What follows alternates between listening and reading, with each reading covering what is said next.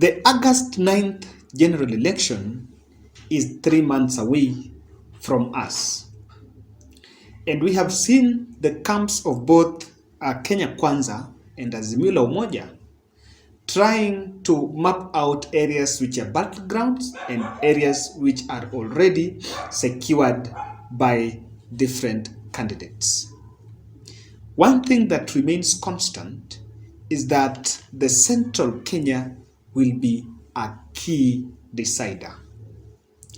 This is a region that has been supporting Deputy President for the last 4 years, courtesy of his development donations. I don't think they're projects, they're just donations, and entry through the church. But then keenly, there is something that is happening. Deputy President's plan to make sure that he engineers an opposition against President Uhuru Kenyatta in Central Kenya has backfired. And I want to explain for you how this has happened and why this is a setback on DP RUTO. Remember, the plan has been that to make sure you cannibalize the Central Kenya and then woodwink the Rift Valley backyard, try to stage, that is the status quo, get the terrain of numbers, and through that you win the elections. That is why the pundits are arguing that for Raila, for Ruto to win presidency, he needs 80%, and Raila needs 30% of the Central Kenya. And what was really done after the handshake, of course, the government was in operation with Uhuru and Raila working together. When Ruto realized that the friendship between the two brothers was not coming to an end, he actually engineered a rebellion against President Uhuru Kenyatta. And it was one strategy. It was the plot was one, that you go and tell the gamer nation that the president has done nothing. Remember, this was happening because by that time, Uhuru was launching some development projects in Kisumu and the rest of the country. And I remember Moses Kura is the person in 2019 who started this by telling the president that you have done nothing, you have abandoned the region. By that time, Anne Waiguru was on the other side of President Uhuru Kenyatta. I think by then they were pushing the BBI. And they really bashed Moses Kuria. But the reason why Moses Kuria by then was close confidant of William Ruto, that was being done to achieve some 4 objectives. One, they were telling the gamer nation that Uhuru has done nothing to show Uhuru as someone who was incompetent. I think the incompetent bit was that he is not doing anything for Central Kenya. He's not doing anything. People are still struggling there. Remember, the economy of Gema is on agriculture, the coffee and the coffee agriculture, and I think the moya rice. So all these were being put there to show the president that the president is incompetent and should be avoided. Number 2, it was to make sure, because Uhuru had told the Central Kenya nation that I am working with Raila because William Ruto have decided to go for campaigns. So that was also done to show Uhuru as Raila as a weak advisor, because Raila was with Uhuru.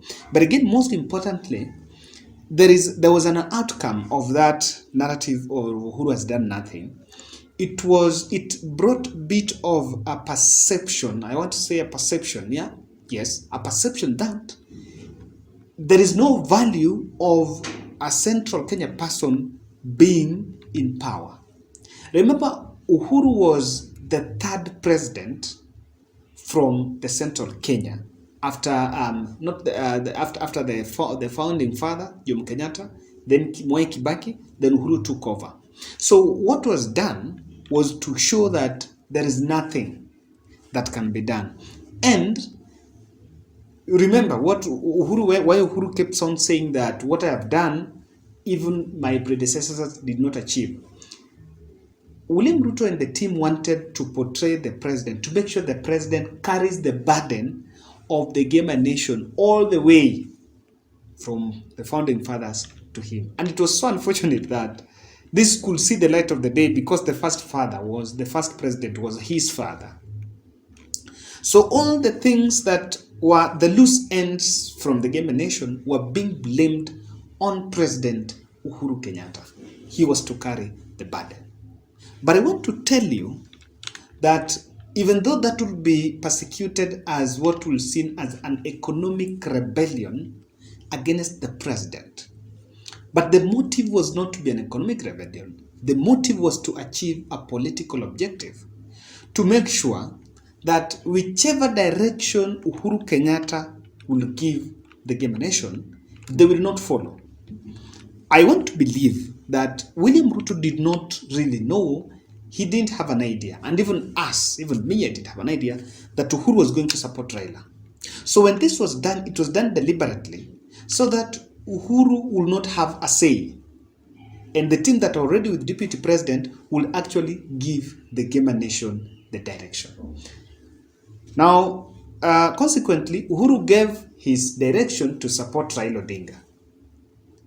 But then that was done to stop any of such influence in the Gamer Nation. Ladies and gentlemen, this is a very critical analysis. I want to explain for you how and why that plan failed. I will explain for you why that plan failed. And do you agree with me that it failed? We shall, at the end of this analysis, we shall find out. Kindly, if you're watching this video and you have not yet subscribed, I want to humbly request you to subscribe.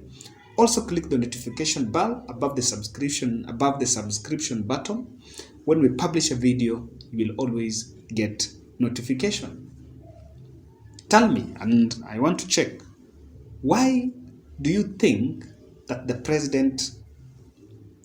Ruto's plan really backfired?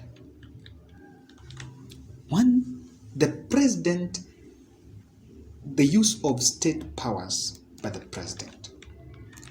If Uhuru was just a politician, like William Ruto, like for example, let's change positions so that it be that the person who is let's say like Uhuru is not the president, Ruto is the president, then the person who wants to remove, like Uhuru was a kingpin, let's just say Uhuru was a kingpin in Central Kenya, but he was not the president. You know what would have happened is that he would be indispensable.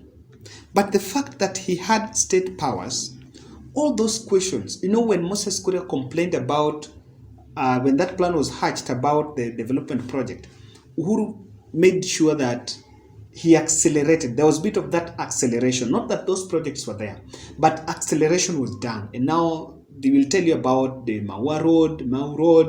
They will tell you about hospitals. They will tell you about the changes in the coffee industry and all that. That was done. That acceleration was done because Uhuru had state powers. Look at the way the Jubilee Party was revived. Lee Kinyanjui went back to Jubilee. Purity Ngirishi back to Jubilee. Nderitu Muridi, the governor of Laikipia, is back in Jubilee. For that to have been done, because Jubilee have attracted over 5,000 aspirants, for that to even be achieved, it took the intervention of the president, not just as Uhuru Kenyatta, but as the president of the Republic of Kenya. Now, the appointments that were done, look at the way things are done, and I want you to ask yourself a question and figure out, why do you think the president has never didn't do a cabinet reshuffle after people left the cabinet? Why do you think? And again, look at the people who left the cabinet. Look at how many people from Gamer Nation left the cabinet. How many? It was only, I think, Cecil Karaoke, who is seeking Nyandarua, if I'm not wrong. So that tells you that Uhuru held grip and told the Peter Munya, the Mutahi Kagwe, the Joe Musheru, like the Kamau, these fellows were told there to remain because Uhuru knew very well that he wanted that the agenda of Central Kenya in this term is achieved. So what happened is the number of people, the number of cabinet secretaries from Central Kenya that remained in cabinet ni wengi, there are many. And they were given these other dockets. Quite a number of them are now multitasking. It was because to achieve the agenda of the Kenya nation. The other plan why Uhuru's opposition backfired, the only way, the best line that was used to stake this opposition was to use Raila, because already William Ruto and the team knew that the Kenya nation had a bad blood against Raila Odinga. So for you to stake that opposition was to bungle Uhuru and Raila in the same basket and then call them the names and now throw the insults. Then the people who hate Raila were now also going to hate Uhuru simply because Uhuru is with Raila.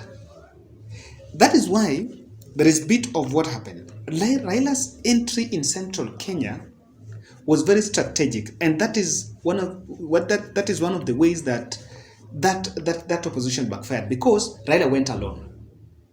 If Raila would have made a blunder of going, like, remember there was the Council of Elders, both sides. Then Raila goes, and the first rally in Central Kenya, he goes with Uhuru. When Uhuru is making all those tours, he's all along tagging with Uhuru. You will realize that Uhuru and Raila rarely meet in Central Kenya. And I don't know if there is an event that they have ever gone together. Even if it is a burial, they've never gone together, unless it's a state function. That was done strategic for Raila to go himself. And that is why I wanted to get something.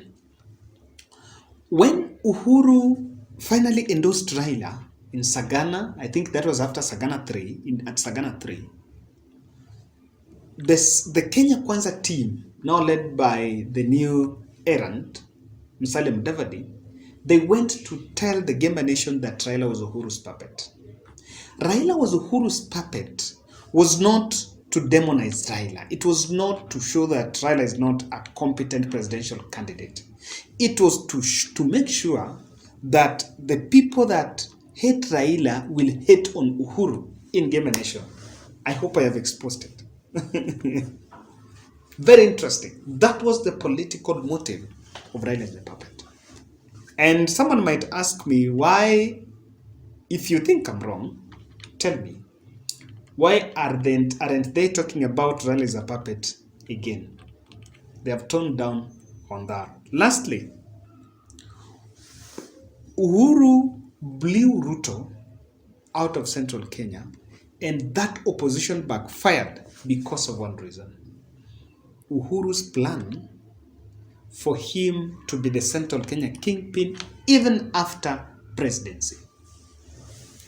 The blunder that William Ruto and the choir masters, the cheer boys, the Rigathi Gachagua and the fellas did, is they underestimated the president. In fact, they tell, even today they tell the president, Maliza Wende, finish and go.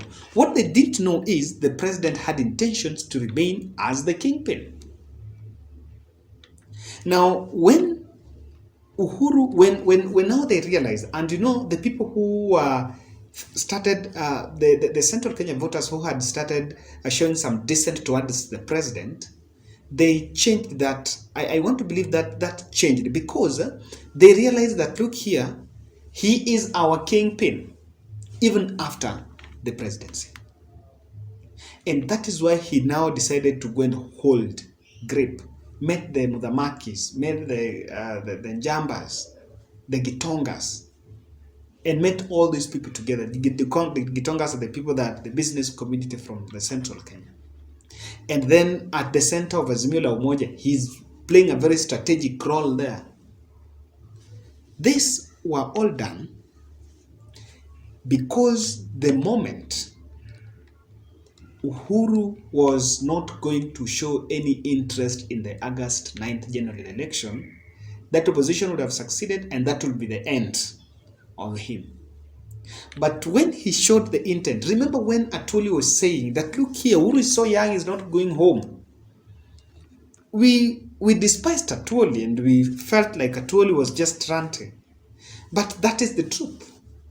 Uhuru is not going to be the president after August 9th, but he's still going to stay here with us.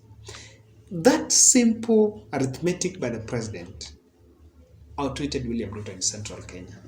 And that was the only way. There was no one who could replace Uhuru. That is why you saw Uhuru met Council of Elders in State House, meeting Nyakinywa, now reviving the Jubilee Party and injecting money in Jubilee Party. That was done deliberately because Uhuru wanted to stay. Ladies and gentlemen, that is my analysis on why I think that that rebellion against the president or staging opposition against the president backfired in Gema. Lastly, I don't know whether you are within Nairobi, within Nairobi, Kajiado, Machakos, Nairobi, in the Kiambu, by the way, Kiambu, and you are experiencing the problems with blackouts. I can tell you that your solution is a power backup system. We have an amazing offers from the Instalight. Now we have a partnership with Instalight, and of course we are just trying to bring them to you that this is a one-stop solution. Depending on what you want, you check out this poster. They have different packages all the way from 125,000 to 195, and it can go even to 500,000 depending on what you want and your demands and needs. So if you're running a school, you have an hospital, you have an institution somewhere, or even residential places, and you need a power backup system, ladies and gentlemen, do not look right. Check out their numbers at 0722 818 883. And of course, tell them that, of course, you have been referred there by Kevin Oduor. Let's meet in the next analysis.